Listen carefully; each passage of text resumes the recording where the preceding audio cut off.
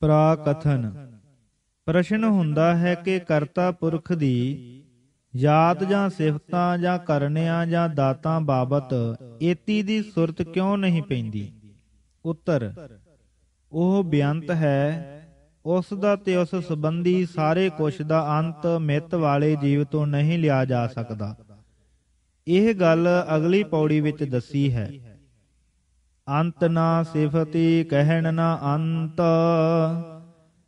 ਕਰਤਾਰ ਦੀਆਂ ਸਿਫਤਾਂ ਦਾ ਅੰਤ ਨਹੀਂ, ਨਾ ਹੀ ਉਹਨਾਂ ਸਿਫਤਾਂ ਦੇ ਕਹਿਣੇ ਦਾ ਅੰਤ ਹੈ। ਅੰਤ ਨਾ ਕਰਨੈ ਦੇਣ ਨਾ ਅੰਤ। ਕਰਤਾਰ ਦੇ ਕਰਨਿਆਂ ਦਾ ਅੰਤ ਨਹੀਂ, ਨਾ ਹੀ ਉਸ ਦੀਆਂ ਦਾਤਾਂ ਦੇਣੇ ਦਾ ਕੋਈ ਅੰਤ ਹੈ। ਅੰਤ ਨਾ ਵੇਖਣ ਸੁਣਨ ਨਾ ਅੰਤ। ਕਰਤਾਰ ਦਾ ਦੇਖਣਾ ਅਨੰਤ ਹੈ, ਉਸ ਦਾ ਸੁਣਨਾ ਵੀ ਅਨੰਤ ਹੈ। ਅੰਤ ਨਾ ਜਾਪੈ ਕਿਆ ਮਨ ਮੰਤ। ਕਰਤਾਰ ਦੇ ਮਨ ਵਿੱਚ ਕੀ ਸਲਾਹ ਹੈ, ਇਸ ਦਾ ਵੀ ਅੰਤ ਨਹੀਂ ਲਿਆ ਜਾ ਸਕਦਾ। ਅੰਤ ਨਾ ਜਾਪੈ ਕੀਤਾ ਆਕਾਰ। ਅੰਤ ਨਹੀਂ ਪਤਾ ਲੱਗਦਾ ਕਦੋਂ ਕੀਤਾ ਸੀ ਆਕਾਰ ਕਰਤਾਰ ਨੇ ਇਸ ਰਚੀ ਹੋਈ ਰਚਨਾ ਦਾ। ਅੰਤ ਨਾ ਜਾਪੈ ਪਾਰਾਵਾਰ। ਤੇ ਨਾ ਹੀ ਇਸ ਦੇ ਪਾਰ ਉਰਾਰ ਦਾ ਪਤਾ ਲੱਗਦਾ ਹੈ। ਅੰਤ ਕਾਰਨ ਕੇਤੇ ਬਿਲ ਲਾਹੇ। ਅੰਤ ਨੂੰ ਪਾਉਣ ਲਈ ਕਈ ਤਰਲੇ ਪੈ ਲੈਂਦੇ ਹਨ, ਪਰ ਤਾਕੇ ਅੰਤ ਨਾ ਪਾਏ ਜਾਹੇ। ਉਸ ਦੇ ਅੰਤ ਪਤਾ ਨਹੀਂ ਲੱਗਦੇ। ਇਹੋ ਅੰਤ ਨਾ ਜਾਣੈ ਕੋਏ। ਇਸ ਅੰਤ ਨੂੰ ਕੋਈ ਨਹੀਂ ਜਾਣਦਾ। ਬਹੁਤਾ ਕਹੀਐ ਬਹੁਤਾ ਹੋਏ। ਜਿੰਨਾ ਬਹੁਤ ਕਹੀਦਾ ਹੈ ਓਨਾ ਹੀ ਬਹੁਤਾ ਕਹਿਣੇ ਜੋਗ ਅਜੇ ਹੋਰ ਹੁੰਦਾ ਹੈ। ਅਮਿਤ ਹੋਣ ਕਰਕੇ ਵੱਡਾ ਸਾਹਿਬ ਉੱਚਾ ਥਾਓ। ਉਹ ਮਾਲਕ ਹੈ, ਸਭ ਤੋਂ ਵੱਡਾ ਹੈ, ਉਸ ਦਾ ਸਥਾਨ ਸਭ ਤੋਂ ਉੱਚਾ ਹੈ। ਉੱਚੇ ਉੱਪਰ ਉੱਚਾ ਨਾਉ। ਉਸ ਉੱਚੇ ਸਥਾਨ ਪਰ ਪਹੁੰਚਣੇ ਲਈ ਉੱਚਾ ਉਸ ਦਾ ਨਾਉ ਹੈ। ਏਵਡ ਉੱਚਾ ਹੋਵੇ ਕੋਏ। ਏਡਾ ਵੱਡਾ ਉੱਚਾ ਜੇ ਕੋਈ ਹੋ ਜਾਵੇ ਤੇ ਸੂਚੇ ਕਉ ਜਾਣੈ ਸੋਏ। ਜਿੱਡਾ ਉੱਚਾ ਕਿ ਉਹ ਆਪ ਹੈ, ਤਾਂ ਉਸ ਉੱਚੇ ਨੂੰ ਉਹ ਜਾਣ ਸਕੇ। ਜੇ ਵਡਿਆਪ ਜਾਣੈ ਆਪ ਆਪ। ਪਰ ਜਿੱਡਾ ਵੱਡਾ ਉਹ ਆਪ ਹੈ, ਉਹ ਆਪ ਹੀ ਆਪਣੇ ਆਪ ਜਾਣਦਾ ਹੈ। ਹਾਂ, ਆਪ ਹੀ ਆਪ ਭਾਵ ਨਿਰਾ ਆਪ ਹੀ ਜਾਣਦਾ ਹੈ। ਨਾਨਕ ਨਦਰੀ ਕਰਮੀ ਦਾਤ। ਪਰ ਹੇ ਨਾਨਕ, ਇਹ ਗੱਲ ਨਿਸ਼ਚਿਤ ਹੈ ਕਿ ਜੋ ਕੁਝ ਮਿਲਦਾ ਹੈ ਉਸ ਦੀ ਦਾਤ ਹੈ, ਤੇ ਦਾਤ ਉਸ ਦੀ ਕਿਰਪਾ ਦ੍ਰਿਸ਼ਟੀ ਤੇ ਬਖਸ਼ਿਸ਼ ਨਾਲ ਹੀ ਪ੍ਰਾਪਤ ਹੁੰਦੀ ਹੈ। ਵਿਆਖਿਆ। ਤਾਕਿ ਅੰਤ ਨਾ ਪਾਏ ਜਾਹੇ। ਅੰਤ ਪਦ ਬਹੁ ਵਚਨ ਹੈ। ਉਸ ਦੇ ਅੰਤ, ਅੰਤ ਤੋਂ ਮੁਰਾਦ ਹੈ ਉਸ ਦੀ ਯਾਦ ਦਾ ਅੰਤ, ਉਸ ਦੀਆਂ ਸਿਫਤਾਂ ਕਰਨੇ ਵਿਚਾਰ ਆਦਿ ਦੇ ਅੰਤ। ਉਹ ਸੱਚਾ ਹੈ ਤੇ ਉਸ ਦੇ ਕਰਨੇ ਵਿਚਾਰ ਉਸ ਦੇ ਹੋਣ ਕਰਕੇ ਸੱਚੇ ਹਨ। ਸੱਚੇ ਤੇਰੇ ਕਰਨੇ ਸਰਬ ਵਿਚਾਰ। ਵਾਰ ਆਸਾ ਮਹੱਲਾ ਪਹਿਲਾ। ਜਿਵੇਂ ਉਸ ਦੇ ਕਰਨੇ ਉਸ ਵਾਂਗ ਸੱਚੇ ਹਨ, ਤਿਵੇਂ ਉਸ ਵਾਂਗ ਅਨੰਤ ਹਨ। ਇਥੇ ਕਾਰਨ ਇਉਂ ਦੱਸਦੇ ਹਨ ਕਿ ਵੱਡਾ ਸਾਹਿਬ ਉੱਚਾ ਥਾਉ ਹੈ, ਅਰਥਾਤ ਨਾ ਉਸ ਜਿਹੜਾ ਕੋਈ ਵੱਡਾ ਹੈ, ਨਾ ਕੋਈ ਉੱਚਾ ਹੈ। ਇਸ ਕਰਕੇ ਅੰਤ ਕੋਈ ਨਹੀਂ ਪਾ ਸਕਦਾ। ਜਿਸ ਦੀ ਜ਼ਾਤ ਅਨੰਤ ਹੈ, ਸਿਫਾਤ ਵੀ ਅਨੰਤ ਹੋਣਗੀਆਂ। ਆਖਣ ਵਾਲਾ ਕਿਆ ਵਿਚਾਰਾ। ਸਿਫਤੀ ਭਰੇ ਤੇਰੇ ਭੰਡਾਰਾ। ਆਸਾ ਮਹੱਲਾ ਪਹਿਲਾ। ਉਸਤਤ ਕਰਹਿ ਸੇਵਕ ਮੁਨ ਕੇਤੇ। ਤੇਰਾ ਅੰਤ ਨਾ ਕਤਹੁ ਪਾਈਐ। ਦੇਵ ਗੰਧਾਰੀ ਮਹੱਲਾ ਪੰਜਵਾ। ਉਸ ਦੇ ਕਰਨੇ ਤੇ ਵਿਚਾਰ ਵੀ ਅਨੰਤ ਹਨ, ਕਿਉਂਕਿ ਉਸ ਵਰਗੇ ਜੋ ਹੋਏ। ਸੱਚੇ ਤੇਰੇ ਕਰਨੇ ਸਰਬ ਵਿਚਾਰ। ਵਾਰ ਆਸਾ ਮਹੱਲਾ ਪਹਿਲਾ। ਜਿਵੇਂ ਕਰਨੇ ਤੇ ਵਿਚਾਰ ਸੱਚੇ ਦੇ ਹੋਣ ਕਰਕੇ ਸੱਚੇ ਹਨ, ਤਿਵੇਂ ਅਨੰਤ ਦੇ ਕਰਨੇ ਤੇ ਵਿਚਾਰ ਅਨੰਤ ਦੇ ਹੋਣ ਕਰਕੇ ਅਨੰਤ ਹੋਏ। ਤਿਵੇਂ ਉਸ ਦੀ ਦਾਤ ਬੇਅੰਤ ਹੈ। ਇੰਨੀ ਕੇ ਲੈਣ ਵਾਲੇ ਲੈਂਦੇ ਲੈਂਦੇ ਥੱਕ ਪੈਂਦੇ ਹਨ, ਤੇ ਦੇਂਦਾ ਦੇਂਦਾ ਦੇਣਹਾਰ ਨਹੀਂ ਥੱਕਦਾ। ਇਸੇ ਕਰਕੇ ਫਰਮਾਇਆ ਹੈ, ਜੇ ਵਡ ਆਪ ਤੇ ਵਡ ਤੇਰੀ ਦਾਤ।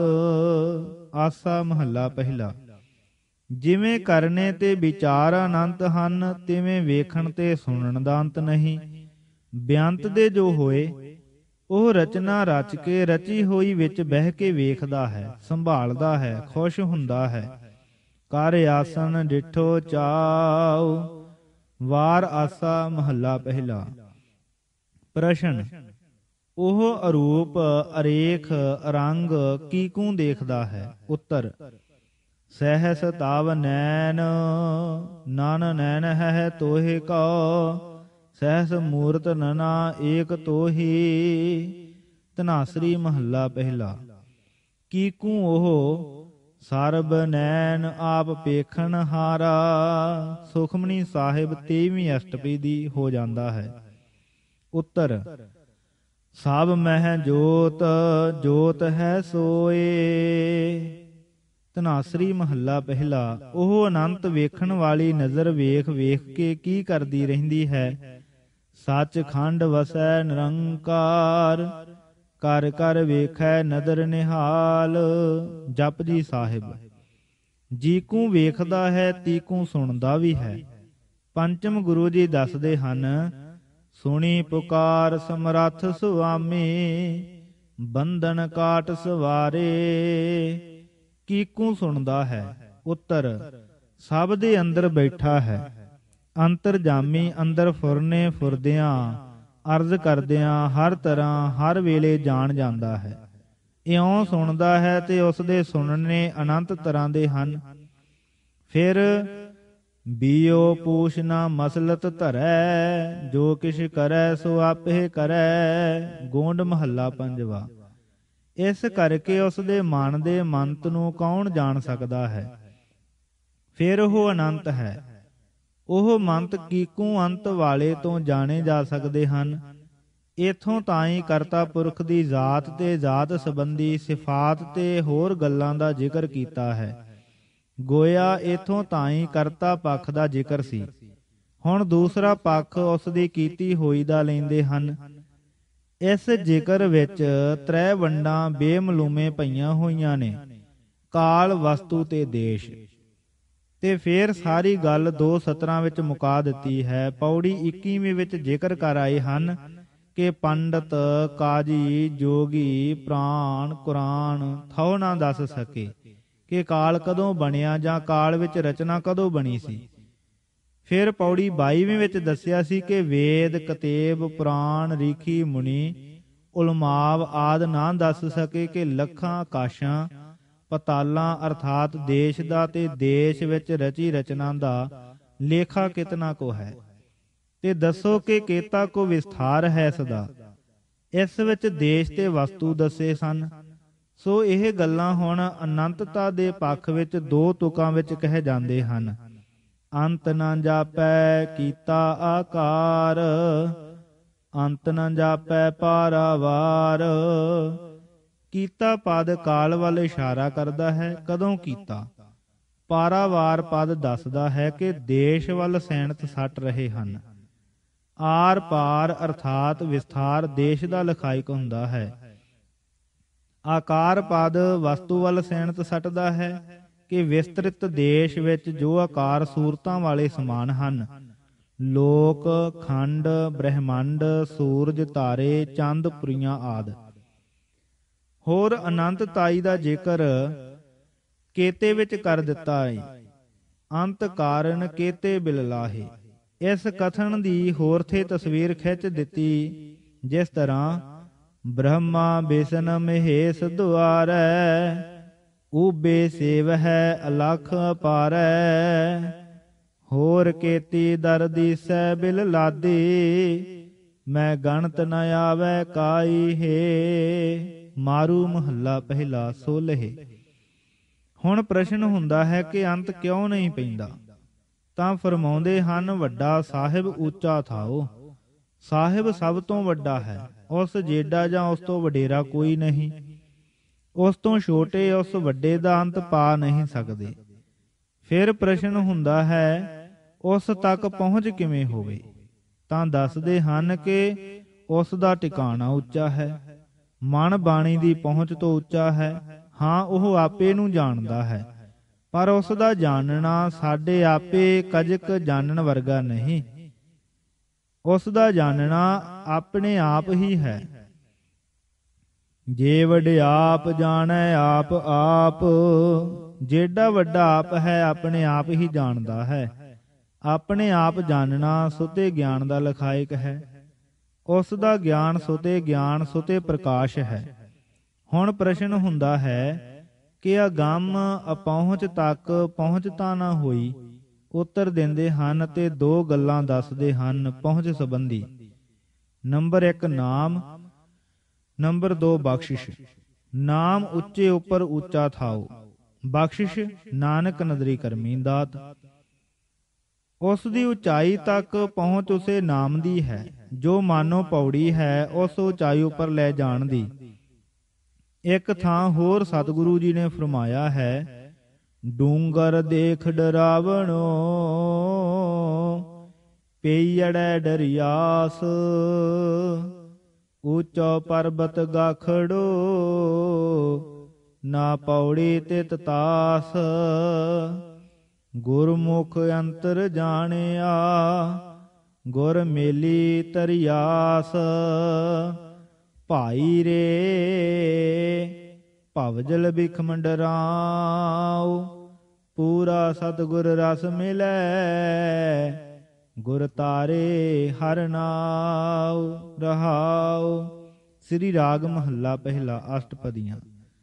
ਪੰਚਮ ਗੁਰੂ ਜੀ ਨੇ ਫਰਮਾਇਆ ਹੈ, ਸਭ ਤੇ ਉੱਚਾ ਜਾ ਕਾ ਨਾਉ। ਭੈਰਵ ਮਹੱਲਾ ਪੰਜਵਾ।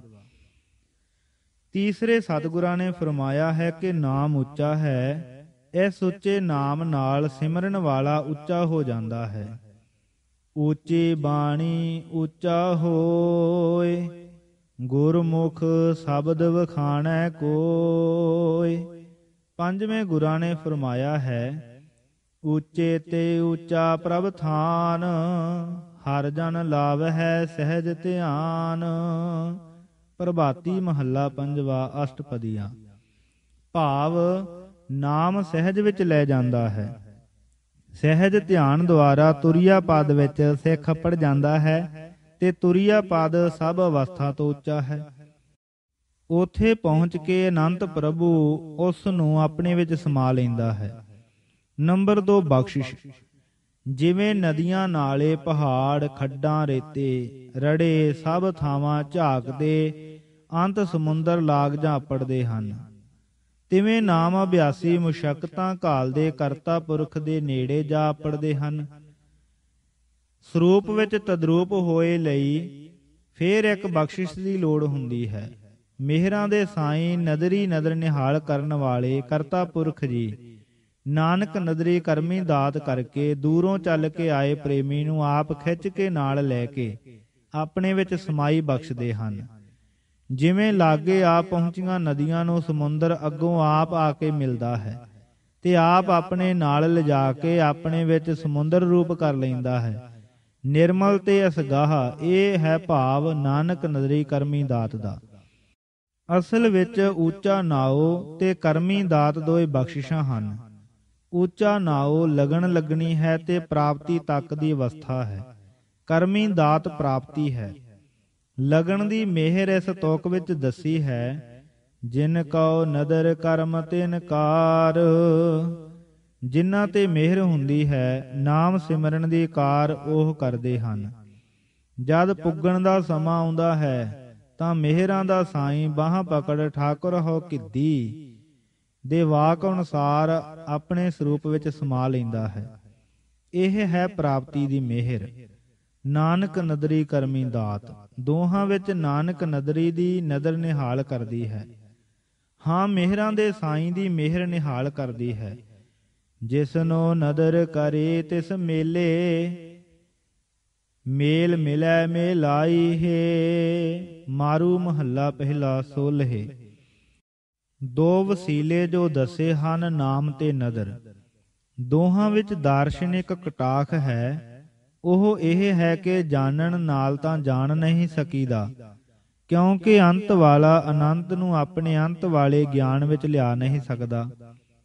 ਇਹ ਸਿੱਧੀ ਗੱਲ ਹੈ। ਪਰ ਅਨੰਤ ਅੰਤ ਵਾਲੇ ਨੂੰ ਆਪਾ ਲਿਖਾ ਸਕਦਾ ਹੈ, ਅਰਥਾਤ ਉਸ ਦੇ ਤਜਰਬੇ ਵਿੱਚ ਆਪ ਨੂੰ ਲਿਆ ਸਕਦਾ ਹੈ। ਉਸ ਦਾ ਤਰੀਕਾ ਹੈ ਨਾਮ ਸਿਮਰਨ। ਇਸ ਨਾਲ ਸਿਮਰਨ ਕਰਨ ਵਾਲਾ ਅੰਤ ਦੇ ਅੰਤ ਤੇ ਅੱਪੜ ਜਾਂਦਾ ਹੈ। ਉੱਥੇ ਜਾ ਕੇ ਅਨੰਤ ਦੀ ਮਿਹਰ ਨਦਰ ਨਾਲ ਅਨੰਤ ਦੀ ਛੋਹ ਪ੍ਰਾਪਤ ਕਰਦਾ ਹੈ। ਇਹ ਛੋਹ ਮਾਨੋ ਉਸ ਦੇ ਤਜਰਬੇ ਵਿੱਚ, ਉਸ ਦੀ ਲਖਤਾ ਵਿੱਚ, ਉਸ ਦੇ ਅਨੁਭਵ ਵਿੱਚ ਆ ਜਾਂਦੀ ਹੈ ਤੇ ਉਸ ਦੇ ਆਤਮਾ ਵਿੱਚ ਆਨੰਦ ਸਰੂਪਤਾ ਦੀ ਰਸਮਈ ਪ੍ਰਤੀਤੀ ਛੋੜ ਜਾਂਦੀ ਹੈ। ਚਾਹੇ ਉਸ ਛਿਣ ਵਿੱਚ ਮਨ ਬਾਣੀ ਆਦਿ ਨਾਲ ਨਹੀਂ ਜਾਂਦੇ, ਪਰ ਆਤਮਾ ਪਰਮਾਤਮਾ ਦੀ ਛੋਹ ਲੈ ਲੈਂਦੀ ਹੈ। ਸੋ ਨਾਮ ਕਹਿਣ ਵਿੱਚ ਅੰਤ ਦੇ ਅੰਤ ਤੱਕ ਅੱਪੜਨ ਦੀ ਜਾਚ ਦੱਸੀ।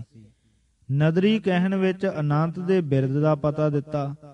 ਜੋ ਅੰਤ ਦੇ ਅੰਤ ਤੇ ਅੱਪੜਿਆਂ ਨੂੰ ਬਾਹਾਂ ਪਕੜ ਠਾਕੁਰ ਹੋ ਕਿੱਦੀ ਦੇ ਵਾਕ ਅਨੁਸਾਰ ਆਪਣੀ ਅਨੰਤਤਾਈ ਵਿੱਚ ਲੈ ਜਾਂਦਾ ਹੈ।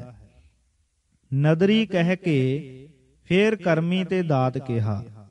ਇਸ ਦੁਹਰਾਉਣ ਦਾ ਤਾਤਪਰਜ ਇਹ ਜਾਪਦਾ ਹੈ ਕਿ ਨਾਮ ਵਿੱਚ ਲੱਗ ਪੈਣਾ ਤੇ ਅੰਤ ਦੇ ਅੰਤ ਤੱਕ ਸਿਮਰਨ ਦੁਆਰਾ ਅੱਪੜ ਪੈਣਾ, ਇਹ ਵੀ ਇੱਕ ਤਰ੍ਹਾਂ ਦੀ ਦਾਤ ਹੈ। ਹਾਂ, ਦਾਤੇ ਦਾ ਕਰਮ ਬਖਸ਼ਿਸ਼ ਹੈ। ਅਗਲੀ ਪੌੜੀ ਵਿੱਚ ਆਪ ਹੀ ਫਰਮਾਉਣਗੇ ਕਿ ਸਿਫਤ ਸਲਾਹ ਵੀ ਦਾਤ ਹੈ ਤੇ ਦਾਤਾ ਬਖਸ਼ਦਾ ਹੈ। ਸਿਫਤ ਸਲਾਹ ਤੇ ਨਾਮ ਉਤਪੋਤ ਰਲਵੇਂ ਹਜ਼ੂਰੀ ਵਿੱਚ ਰੱਖਣ ਦੇ ਉਪਾਅ ਹਨ। ਇਸ ਪੌੜੀ ਦੀ ਤੋਕਵਾਰ ਵਿਵੇਚਨਾ ਇਹ ਹੈ: ਅੰਤ ਨਾ ਸਿਫਤੀ ਕਹਿਣ ਨਾ ਅੰਤ, ਅੰਤ ਨਾ ਕਰਨੈ ਦੇਣ ਨਾ ਅੰਤ, ਅੰਤ ਨਾ ਵੇਖਣ ਸੁਣਨ ਨਾ ਅੰਤ, ਅੰਤ ਨਾ ਜਾਪੈ ਕਿਆ ਮਨ ਮੰਤ।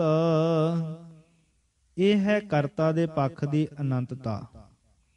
ਅੰਤ ਨ ਜਾਪੈ ਕੀਤਾ ਆਕਾਰ, ਅੰਤ ਨ ਜਾਪੈ ਪਾਰਾਵਾਰ, ਅੰਤ ਕਾਰਨ ਕੀਤੇ ਬਿਲ ਲਾਹੇ, ਤਾਕੇ ਅੰਤ ਨ ਪਾਏ ਜਾਹੇ। ਇਹੋ ਅੰਤ ਨ ਜਾਣੈ ਕੋਇ, ਬਹੁਤਾ ਕਹੀਐ ਬਹੁਤਾ ਹੋਇ। ਇਹ ਹੈ ਕੀਤੀ ਹੋਈ ਦੇ ਪੱਖ ਦੀ ਬੇਸ਼ੁਮਾਰਤਾ। ਉਸ ਦੇ ਆਪਣੇ ਤੇ ਉਸ ਦੇ ਸੰਬੰਧਿਤ ਪੱਖਾਂ ਦੀ ਅਨੰਤਤਾ ਜਾਣੀ ਨਹੀਂ ਜਾ ਸਕਦੀ। ਨਾ ਜਾਣ ਸਕਣੇ ਦਾ ਕਾਰਨ ਸਾਹਿਬ ਅਨੰਤ ਹੈ ਤੇ ਉਸ ਦੀ ਕਿਸੇ ਗੱਲ ਦਾ ਅੰਤ ਨਹੀਂ ਹੈ। ਇਸ ਕਰਕੇ ਮਿੱਤ ਵਾਲਾ ਉਸ ਦਾ ਅੰਤ ਨਹੀਂ ਲੈ ਸਕਦਾ ਜਾਂ ਜਾਣ ਨਹੀਂ ਸਕਦਾ। ਵੱਡਾ ਸਾਹਿਬ ਉੱਚਾ ਥਾਉ, ਉੱਚੇ ਉੱਪਰ ਉੱਚਾ ਨਾਉ, ਏਵਡ ਉੱਚਾ ਹੋਵੈ ਕੋਇ, ਤੇ ਸੂਚੇ ਕਉ ਜਾਣੈ ਸੋਏ। ਨਾਮ ਇੱਕੋ ਭਾਉ ਹੈ ਉਸ ਤੱਕ ਅੱਪੜਨ ਦਾ, ਪਰ ਉਸ ਦੀ ਪ੍ਰਾਪਤੀ ਹੋ ਸਕਦੀ ਹੈ। ਉਸ ਦੇ ਸਾਧਨ ਹਨ: ਨੰਬਰ 1, ਨਾਮ ਜੋ ਪ੍ਰੇਮੀ ਨੇ ਕਰਨਾ ਹੈ। ਜੇ ਵਡੇ ਆਪ ਜਾਣੈ ਆਪ ਆਪ, ਨਾਨਕ ਨਦਰੀ ਕਰਮੀ ਦਾਤ। ਦੂਜਾ ਉਪਾਉ ਹੈ ਨਦਰ, ਜੋ ਆਪ ਕਰਦਾ ਹੈ। ਨਦਰ ਜੋ ਆਪ ਅਨੰਤ ਨੇ ਕਰਨੀ ਹੈ। ਨਿਰੁਕਤ ਅੰਤ ਦਾ ਭਾਵ ਹੈ ਸੰਸਕ੍ਰਿਤੀ ਵਿੱਚ ਅੰਤ ਭਾਵ ਹੱਦ, ਹੱਦ ਬੰਦੀ ਓੜਕ। ਅੰਤ ਨਾ ਭਾਵ ਜੋ ਸ਼ੈ ਬੇਹੱਦ ਹੋਵੇ ਉਹ ਬੇਅੰਤ, ਅਨੰਤ ਜਾਂ ਅੰਤ ਨਾ ਆਖੀਦਾ ਹੈ। ਕਹਿਣ ਦਾ ਭਾਵ ਪੰਜਾਬੀ ਵਿੱਚ ਕਹਿਣ ਤੋਂ, ਕਹਿਣੇ ਦਾ, ਕਹਿਣੇ ਨਾਲ, ਕਹਿਣ ਪਦ ਵਿੱਚ ਕਹਿਣ ਵਾਲਿਆਂ ਦੀ ਮੁਰਾਦ ਆਪੇ ਆ ਜਾਂਦੀ ਹੈ। ਕਰਨੇ ਦਾ ਭਾਵ ਪੰਜਾਬੀ ਵਿੱਚ ਕਰਨਾ ਤੋਂ, ਜੋ ਕੁਛ ਕੀਤਾ ਜਾਏ। ਕੰਮ, ਪਰ ਉਹ ਕੰਮ ਜੋ ਕੀਤੇ ਗਏ, ਕੀਤੇ ਜਾ ਰਹੇ ਤੇ ਕੀਤੇ ਜਾ ਸਕਦੇ ਹਨ। ਦੇਣ ਦਾ ਭਾਵ ਪੰਜਾਬੀ ਵਿੱਚ ਦੇਣਾ ਤੋਂ ਹੈ, ਜੋ ਦਿੱਤਾ ਜਾਏ ਜਾਂ ਦੇਣਾ ਹੋਵੇ, ਦਾਤ। ਮੰਤ ਦਾ ਭਾਵ ਸੰਸਕ੍ਰਿਤੀ ਵਿੱਚ ਹੈ ਸਲਾਹ ਮਸ਼ਵਰਾ। ਨਦਰ ਦਾ ਭਾਵ ਹੈ ਅਰਬੀ ਭਾਸ਼ਾ ਵਿੱਚ ਨਜ਼ਰ, ਭਾਵ ਦ੍ਰਿਸ਼ਟੀ, ਮਿਹਰਾਂ ਦੀ ਦ੍ਰਿਸ਼ਟੀ। ਨਦਰੀ ਦਾ ਭਾਵ ਹੈ ਮਿਹਰ ਦੀ ਨਜ਼ਰ ਪਾਉਣ ਵਾਲਾ, ਦਿਆਲੂ ਅਤੇ ਕਿਰਪਾਲੂ। ਕਰਮੀ ਦਾ ਭਾਵ ਹੈ ਅਰਬੀ ਭਾਸ਼ਾ ਵਿੱਚ ਕਰਮ, ਭਾਵ ਮਿਹਰ, ਕਰਮੀ ਮਿਹਰ ਦੁਆਰਾ। ਇਥੇ ਕਰਮੀ ਦਾ ਅਰਥ ਕਰਮਾਂ ਅਰਥਾਤ ਫੇਲਾਂ ਦੁਆਰਾ ਕਰਨਾ ਅਪ੍ਰਸੰਗਕ ਹੈ, ਕਿਉਂਕਿ ਅਗਲੀ ਪੌੜੀ ਵਿੱਚ ਇਹੋ ਪ੍ਰਸੰਗ ਮਿਹਰ ਦਾ ਚੱਲ ਰਿਹਾ ਹੈ।